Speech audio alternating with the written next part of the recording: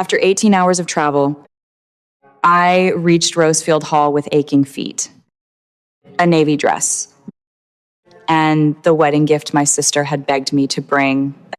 Security stepped in front of me before my hand touched the check-in table. Then my mother appeared. Perfect hair, perfect smile, dead eyes. Only family is allowed. She said, "You weren't invited." My father stood behind her, staring at his shoes like the ground had become more important than his daughter. My sister never came out. Guests walked past me into a wedding my money had helped hold together. 3 days later, Mom called about the remaining $76,000. "How are you going to handle this?" she asked. A laugh slipped out of me, cold and sharp. "You said I wasn't family at the door, so let the family pay the family's bill." My name is Mara Whitlock. I'm 35. And for most of my adult life, my family remembered me best when something needed fixing. A bill, a crisis, a deposit, a favor that was never small once it landed in my lap. The wedding started with one of those favors. Vivian, my mother, called me 4 months before the wedding. Her voice had that careful sweetness she used when she already knew the answer she wanted. "Mara, honey, Rosefield Hall needs a card on file. Just for the deposit. You know how venues are. The word just did a lot of work in my family. I asked how much. $7,000. She said, then rushed ahead before the number could breathe. It's non-refundable, but it's part of the total. Sienna is overwhelmed. Your father and I have had some credit issues since the refinance. You're the stable one." Stable? That was what they called me when they wanted my money to stand still while everyone else danced around it. Sienna texted 10 minutes later. "You're the only one I trust. Big sis. I swear I'll never forget this. So I paid the deposit. I let my card stay on file as a backup." Vivian and Sienna were still listed as the event hosts. They confirmed the guest count, the open bar, the flowers, the band, the catering package. Their names were on the choices. Mine was on the first payment. That mattered later. Back then, it just sounded like family. The warning signs started quietly. No bridal group chat, no rehearsal dinner invite, no formal invitation. Every time I asked, Vivian gave me the same answer. "Your family. Stop being dramatic." That sentence wrapped around my throat for weeks. I booked the flights anyway. London to Washington, then a rental car down toward Charlottesville. I used vacation days I'd been saving and bought the crystal serving set Sienna once mentioned wanting. The night before I flew, Sienna texted again, "Wear those pearl earrings Mom likes. You'll look beautiful in the family photos." I opened the small velvet box on my dresser. Tiny white pearls, a birthday gift from my grandmother, back when someone in that house still remembered what I liked. I packed them between 2 sweaters like fragile proof that I belonged. Back then I called it hope. Now I call it the first receipt. Rosefield Hall was the kind of place people rented when they wanted their lives to look older, richer, and cleaner than they really were.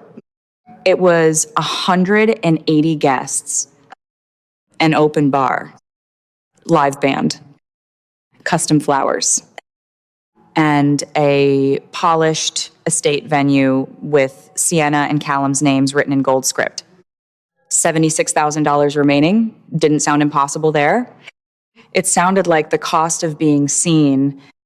At the entrance, a woman with a tablet smiled and asked for my name. Mara Whitlock. I said, "Sister of the bride."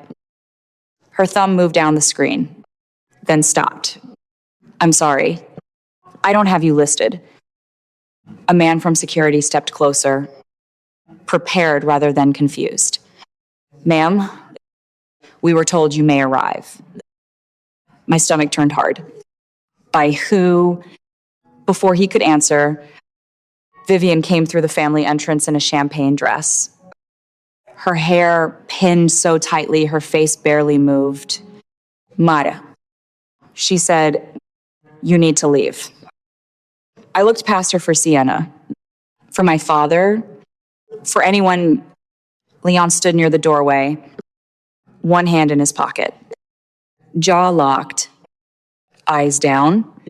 Mom, I said, I flew 18 hours. Her mouth barely moved. Only family is allowed. You weren't invited. Behind her, Maribel Hayes, Callum's mother, stepped into view. Pearls at her neck, perfect posture. The kind of woman who could make silence feel expensive. Vivian. She said, is everything all right? Vivian turned, and the mother I knew disappeared. Oh, yes, she said brightly. Just a distant relative who misunderstood the invitation. Distant relative. My hands tightened around Sienna's gift. Maribel glanced at me. I thought you said you only had one daughter. Vivian smiled again. We do.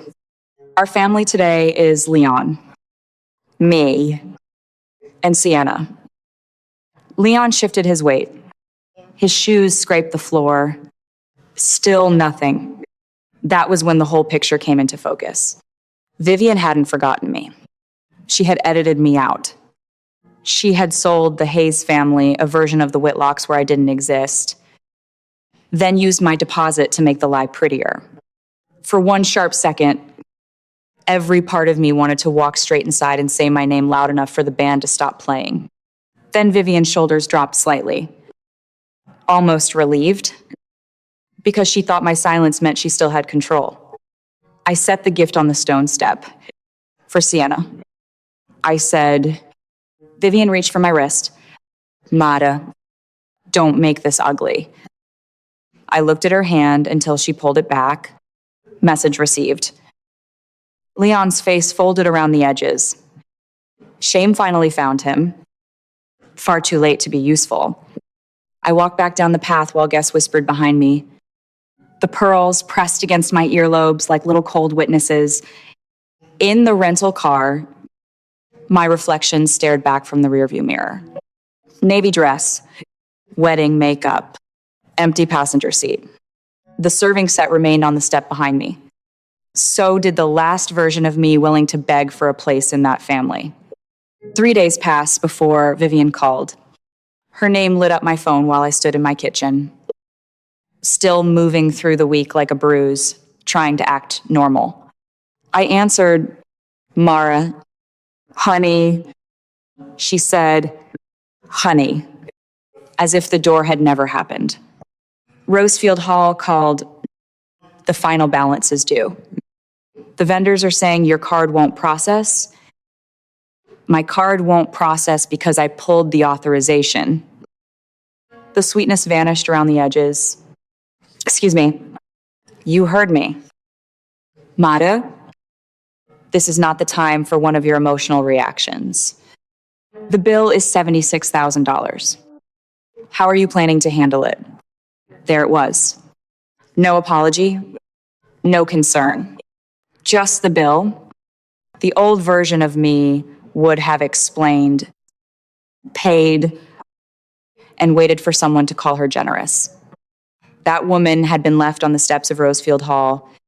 I leaned against the counter and said, you invited my card, not me. My card declined the invitation. A small gasp hit the line, then rage. You are jealous of your sister. That's what this is. No. You want to ruin her marriage before it even starts. No. Your father's blood pressure has been terrible all week. If this sends him to the hospital, that will be on you. Dad stood behind you while you called me a distant relative. His blood pressure is between him and his doctor. Her breathing changed. Faster now. You owe this family You said I wasn't family. Only family could go inside. I said, so only family can pay? The line went quiet. You think you're clever? No, I think I'm done. The vendors kept my $7,000 deposit. I accepted that loss, but the remaining balance belonged to the people who hosted the wedding. Vivian and Sienna had confirmed the final head count. Open bar. Flowers, live band, plated dinner, and late night dessert station. My card had been the backup. I removed it. No magic. No revenge scheme. Just a closed door meeting, a closed wallet. Vivian hung up first. For a few hours, the apartment stayed peaceful. Then the punishment arrived. A group chat appeared on my phone the next morning. Family emergency. 40-something people, aunts, cousin, in-laws, people who had ignored my birthday for years suddenly had front row seats to my character trial. Vivian had already started. Mara promised to help with Sienna's wedding and then withdrew payment out of spite. We tried to keep things private, but she is forcing our hand. Then Sienna joined. Callum is humiliated. His parents are questioning everything. Mara has always resented me. And now she's using money to punish me for being happy. The words blurred for half a second, not from tears, from heat. She had texted me about pearl earrings. She had asked me to bring a gift. She had known I wasn't on the list. Still, she typed like I was the storm and she was the broken window. A cousin wrote, "That's awful." Mara. Someone else wrote, "Family shouldn't do this." Aunt Celeste stayed quiet at first. Vivian once called her difficult. I called her honest. Vivian kept typing. Mara was asked politely to stay away because she has been unstable about the wedding. Unstably. I waited. People like Vivian always think silence is surrender. Sienna wrote, "Mom only wanted one peaceful day." Vivian answered, "Exactly." Mara was never supposed to be at the wedding. She knew that there, the sentence that opened the floor beneath her. Before I could respond, Vivian tried to soften it. The coordinator misunderstood some private family concerns. Mara agreed this was best, and now she's pretending otherwise. Sienna added, "You're all seeing exactly why Mom didn't want drama there." My phone buzzed again. A private message from Aunt Celeste. "Baby, check this before you say anything." 4 screenshots followed. Not stolen. Not hacked. Not some movie nonsense. Maribel Hayes had demanded an explanation from the venue after Callum started asking why his wife had never mentioned a sister. The coordinator, protecting Rosefield Hall from blame, forwarded Vivian's written instruction from the morning of the wedding. If Mara Whitlock appears, please do not admit her. She is estranged from the family and may try to cause a scene. Maribel sent it to Callum. Callum sent it to Sienna with one line, "Explain this." Sienna panicked. Callum's cousin passed it to Celeste. Celeste sent it to me. Vivian's own words had traveled through the very family she wanted to impress. I opened the group chat again. My hands were steady. I posted 4 things. The deposit receipt with my name and the card details covered. The event host confirmation with Vivian and Sienna listed. The guest list with my name missing. And Vivian's instruction to the coordinator with private information blacked out, leaving only the sentence that mattered. If Mara Whitlock appears, please do not admit her. Underneath, I typed one line. The wedding wasn't ruined by me. I stopped paying for the lie. The chat froze. Vivian's typing bubble appeared, disappeared, appeared again. Sienna deleted a message. Leon left the chat, then came back, then left again. Aunt Celeste wrote, Mara didn't ruin anything. Vivian made it public when she told another family she only had one daughter. A minute later, Callum's name appeared. You told me you were an only child. He wrote to Sienna. No one touched that message. Then Maribel's response came through Callum. Vivian told us Mara did not exist. Now we know why. That was the moment Vivian lost the only thing she had been protecting. Not the money. Her image. My phone rang almost immediately. Vivian. This time, her voice cracked at the edges. What did you do? I told the truth. Maribel is furious. Callum is questioning Sienna. The vendors are demanding payment arrangements. You need to fix this. No. Do something for your sister. I already did. I told the truth. You are destroying this family. No. I said, you built a family story without me in it. I just stopped paying for the decorations. Her breath shook. Your father is sick over this. Dad can write me if he has something honest to say. Mara, please. That word finally arrived. Please, not at the door. Not when I drove away. Not when she called for the money. Only now, with Maribel watching and vendors calling and Sienna's new husband asking questions, you didn't lose money because I betrayed family. I said, you lost money because you erased your daughter and left a paper trail. Then I ended the call. The fallout took weeks, not minutes. The vendors kept my $7,000 deposit and set up a payment plan for the rest. Vivian and Sienna signed it because they were the hosts attached to the final services. The balance was split across 60 months, a little over $1,200 a month before added fees. The Hayes family refused to cover the full bill.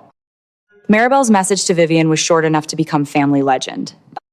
We do not cover debts created by deception. Callum stayed married, at least then. Life is rarely neat enough to hand you a clean ending. He separated their finances and told Sienna, no more shared accounts until I know what else your family lied about. They started counseling. Sienna messaged me 3 weeks later, could you cover just half, please? I'll pay you back. I swear, I'm your sister. There it was again, sister. Once the invoice arrived, I wrote back, when you're ready to talk about what happened at the door, I'll listen. I won't discuss invoices. Her reply never came. Leon wrote one email, Mara. I stood there and let it happen. I was a coward. I'm sorry. I read it twice. The words were small, yet honest in a way he had avoided for most of my life. I answered, thank you for saying it. I'm not ready for more.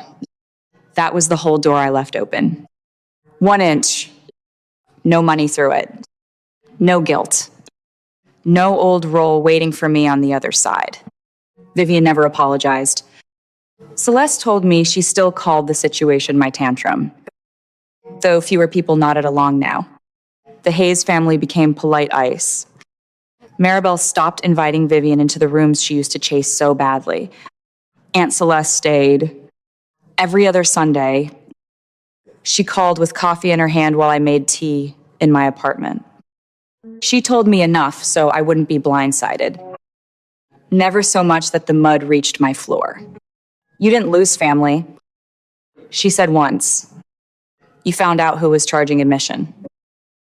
After that call, I opened the velvet box on my dresser. The pearl earrings sat inside, bright and useless. I had packed them because Sienna promised family photos. I had worn them like a little girl dressing for approval. I closed the box and placed it in the back of the drawer. Not as punishment, as proof. That version of me had been retired. Some people will say this was about money. It wasn't. The money just made the truth impossible to ignore. $7,000 taught me what years of hints could not. A missing invitation can be explained away. A cold text can be excused. A forgotten birthday can be swallowed with enough practice. A $76,000 bill is harder to romanticize. I was useful enough to fund the wedding, not worthy enough to attend it. Useful enough to save the venue, not worthy enough to be named. Useful enough to be called Big Sis in private, not worthy enough to stand beside Sienna in public. That is not family, that is access. Vivian used the word family like a leash. When she needed the deposit, the leash pulled me close. When Maribel Hayes needed to see a perfect little family, the leash snapped back and shoved me outside. When the vendors started calling, Vivian picked up the leash again and expected me to come running. For years, that worked because I wanted to be loved by people who had trained me to earn every scrap of warmth. You learn to confuse pressure with purpose. You learn to call exhaustion loyalty. Then one day, you stand outside a wedding in pearl earrings, holding a gift, and your mother tells a stranger you don't exist. The first rule I learned is this: if love only appears when there is a bill, it is not love. People can need help. Families can struggle. Money can be complicated. There is nothing shameful about helping someone you love. The danger starts when help becomes your only value. When they call you for deposits but forget you for dinners. That is not forgetfulness. That is a system. Do not measure your place in someone's life by how often they need you. Measure your place by what happens when there is nothing to gain. Vivian failed every test. Sienna failed when money got involved. Leon failed with his eyes on the floor. Celeste passed with one sentence in a group chat. The second rule is this: a boundary is not revenge. Vivian wanted me to believe my refusal was cruelty. She needed that story. If I was cruel, she could stay the victim. If I was jealous, Sienna could stay innocent. But the cruelty happened first. The cruelty was planning the exclusion, telling security to block me, and letting Sienna bait me with family photos when both of them knew my name was missing. My boundary came after the wound. A boundary is not a knife. It is a locked door after someone has already walked into your house and broken the furniture. It does not need to be dramatic. Mine was small and final. I removed my card from a lie. Sometimes freedom sounds like one sentence. No, I won't pay that. The third rule is this: people who benefit from your silence will call your truth an attack. Vivian was not afraid the receipts were fake. She was afraid they were clear. That is why she panicked. People like Vivian can survive wrongdoing as long as they control the story afterward. They count on your manners, your guilt, and your fear of making things awkward. They say, "Why bring this up now?" What they mean is, "Why did you stop helping me hide it?" For years, I softened things. Vivian was stressed. Sienna was young. Leon hated conflict. I turned sharp facts into soft pillows so everyone else could sleep. Meanwhile, I stayed awake. After Rosefield Hall, that changed. The truth did not make me cruel. It made me clear there is a difference. Months later, Vivian sent a message through a cousin, not an apology. A performance? Your mother is still your mother. She did what she thought was best for the family. I read it while standing over my kitchen trash can. The words had no teeth anymore. I deleted the message and made coffee.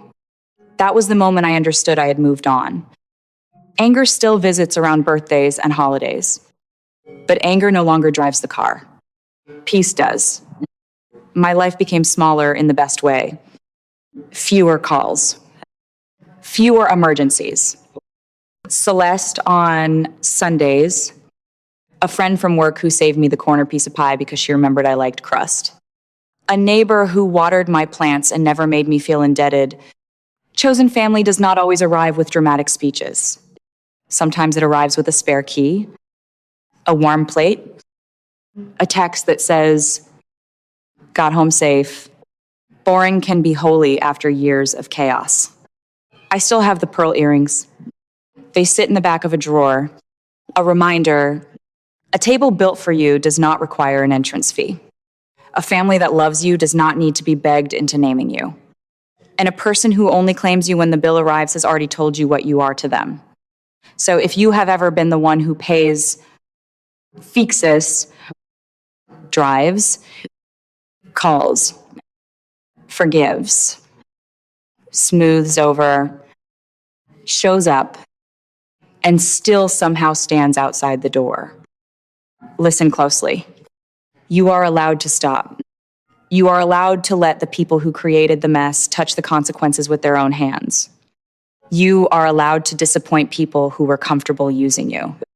If you had flown 18 hours, paid the deposit, stood outside that door, and then received a call for $76,000, what would you have done? Type pay if you think I should have paid it. Type boundary if you think I did the right thing. And if this story reminded you of someone who only calls you family when they need something, keep it close. You are allowed to stop paying for a seat at a table they never built for you.